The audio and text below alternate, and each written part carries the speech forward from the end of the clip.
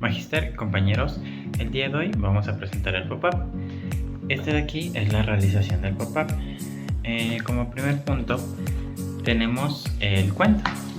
En esta parte tenemos la Cenicienta en el páramo. Aquí en este apartado nosotros podemos girar así para poder avanzar en la lectura. Y vamos a leer la adaptación de la Cenicienta, pero esta vez la Cenicienta del páramo. La Cenicienta del páramo.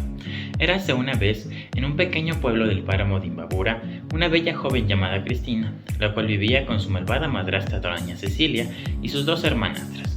A Cristina la hacían trabajar desde muy temprano, desde la mañana. Salía a ordeñar las vacas, también cosechaba papas, limpiaba la casa, preparaba la comida, lavaba los platos y todo mientras su madrastra y sus hermanastras no hacían nada más. Sin embargo, Cristina siempre estaba de buen humor, era amable, generosa y humilde. Se acercaba a las festividades del pueblo y un joven muy apuesto llamado Tomás, quien era el hijo del hacendado más rico de la provincia de Imbabura, iba a realizar una gran fiesta en donde se rumoraba que iba a elegir a su futura esposa. Doña Cecilia obligó a Cristina a quedarse en casa y a limpiarla de arriba a abajo, y se llevó a sus hermanastras a la gran fiesta. Cristina se quedó triste y llorando en casa, pero de pronto escuchó que llamaban a la puerta.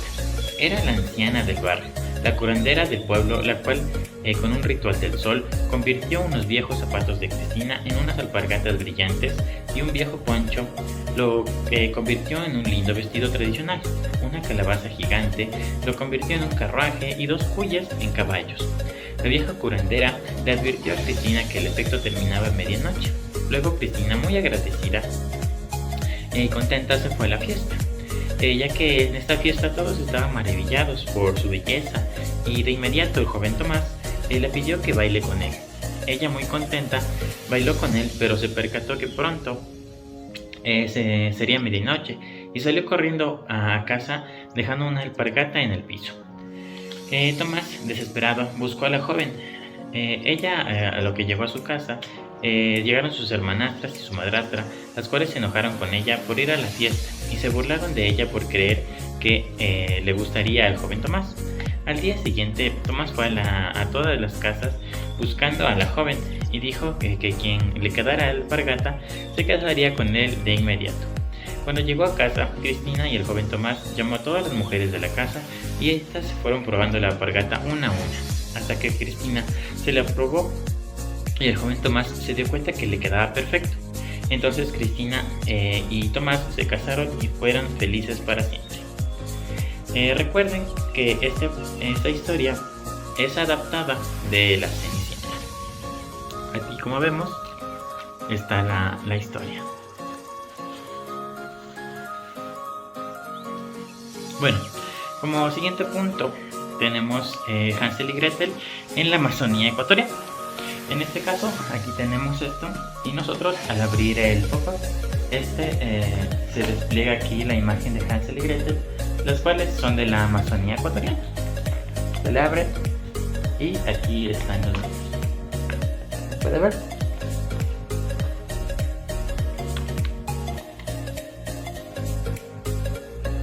Bueno, entonces la historia de este cuento de Hansel y Gretel en la Amazonía ecuatoriana va así. Hansel y Gretel de la Amazonía ecuatoriana.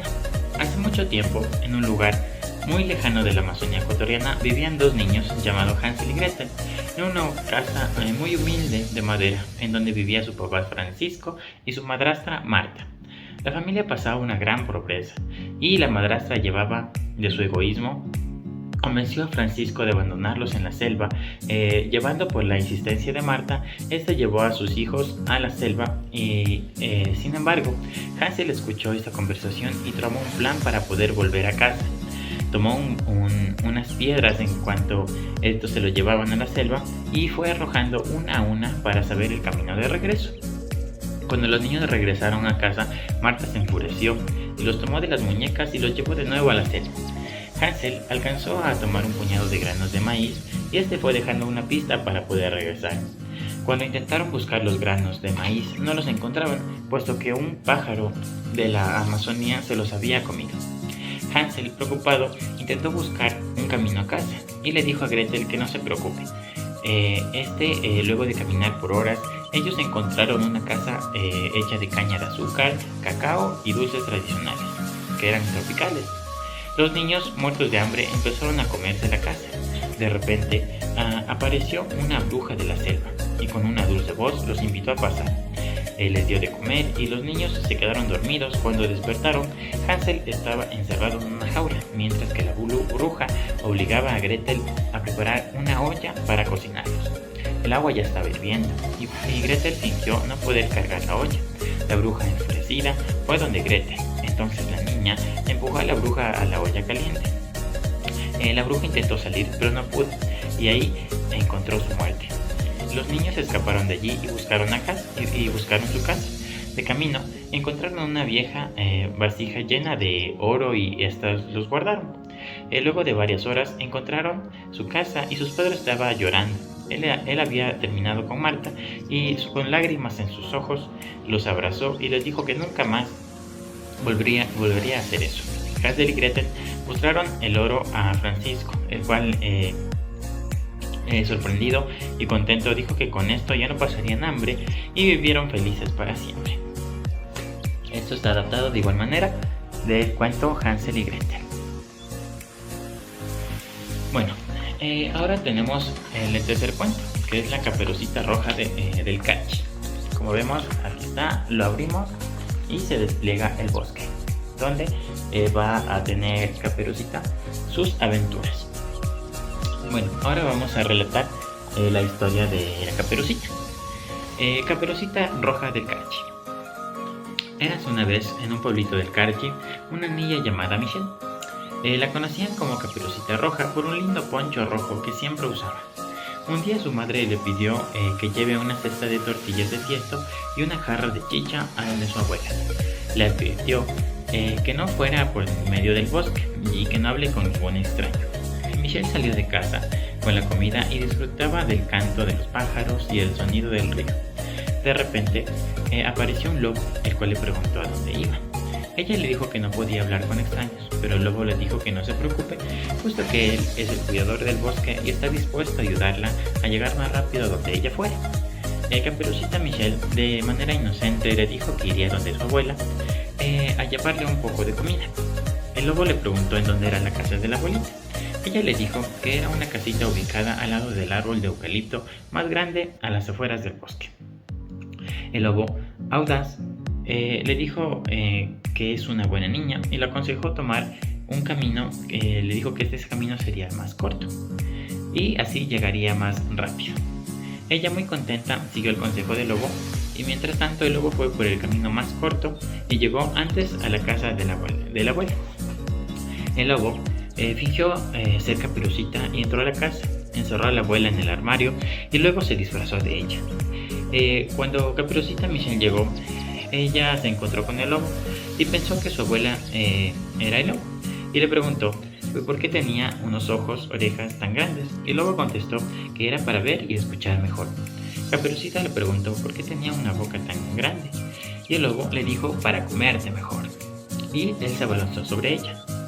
Caperucita Roja del Carchi dio un grito y un cosechador de papas que estaba cerca con un asadón golpeó al lobo, el cual terminó huyendo.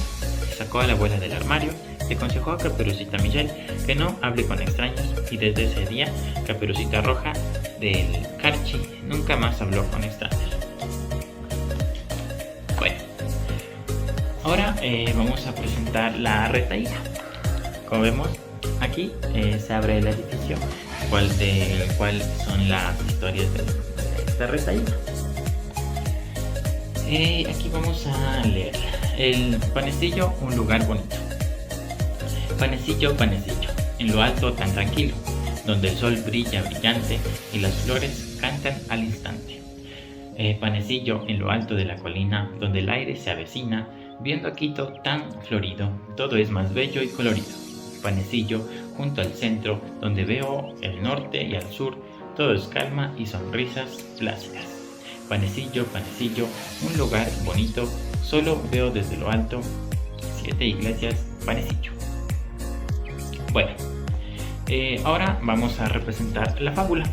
En este caso tenemos un sapito que al abrir y cerrar el libro vemos cómo abre y cierra su boca. Dice: la rana que sueña con ir a montañita. Había una vez en un tranquilo estanque una rana llamada Rita.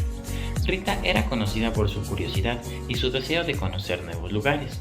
Un día, mientras descansaba sobre una hoja de nopal, escuchó a unos patos hablar sobre un lugar mágico llamado Montañita, un pequeño pueblo en lo alto de la montaña, famoso por sus hermosas vistas y aire fresco. Decidida a ver Montañita con sus propios ojos, Rita se preparó para su viaje. Se despidió de sus amigas en el estanque y emprendió un camino hacia la montaña. El primer obstáculo que encontró fue un ancho río. Sin embargo, Rita no se dejó intimidar con sus habilidades para nadar. Cruzó el río sin problemas. Al llegar a la otra orilla, se sintió orgullosa y más confiada. Continuando su viaje, Rita se encontró con un denso bosque. Los árboles eran tan altos que apenas dejaban pasar la luz del sol. A pesar del miedo que sentía, siguió adelante, saltando de una a otra hoja y escuchando con atención los sonidos de la naturaleza para no perderse. En el bosque conoció a un sabio búho llamado Otón, quien la ayudó a encontrar el camino correcto hacia Montañita. Finalmente, después de mucho esfuerzo y determinación, Rita llegó al pie de la montaña y la subida era empinada y desafiante. Pero Rita no se dio por vencida. Recordó las palabras de Otón: la perseverancia te llevará a donde desees llegar. Con cada salto, la cima se veía más cerca. Cuando Rita finalmente llegó a Montañita, quedó maravillada por la belleza del lugar y el aire era fresco y puro. Desde allí se podía ver el mundo entero con sus ríos, bosques y llanuras. Rita se sintió en paz y feliz por haber llegado a su objetivo. Rita pasó varios años en Montañita, disfrutando de la tranquilidad y aprendiendo de lo que los animales vivían allí. Antes de regresar a su estanque, prometió a sus nuevos amigos que volvería a visitarlos. Al regresar a su hogar, Rita compartió sus aventuras con sus amigos en el estanque, quienes la escucharon con atención y admiración. La historia de su viaje inspiró a muchos a explorar el mundo más allá de su pequeño estanque. La moraleja: la perseverancia y la valentía te llevarán a descubrir lugares y experiencias maravillosas. No temas a los obstáculos, ya que cada desafío superado te hace más fuerte y sabio. Como último punto, tenemos a la Dama de Blanco en las Islas Galápagos. Esta es la leyenda de la Dama de Blanco en las Islas Galápagos. Como se ve, aquí está como un librito, tú lo abres así y se destaca la foto de la Dama en Blanco. Bueno, la leyenda. Según la leyenda, hace muchos años una hermosa joven llamada María vivía en la isla de Galápagos. María era conocida por su amabilidad y belleza, pero también por su pasión por el mar.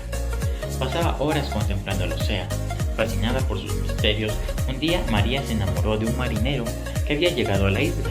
Sin embargo, su amor fue trágicamente interrumpido cuando el marinero desapareció en una tormenta. Desconsolada, María comenzó a pasear por las playas y los bosques de la isla, siempre vestida con una capa blanca que le cubría todo el cuerpo. La gente del pueblo empezó a notar su presencia, siempre en silencio, con la mirada perdida en el horizonte. Una noche, María desapareció misteriosamente, dejando solo su capa blanca en la orilla del mar.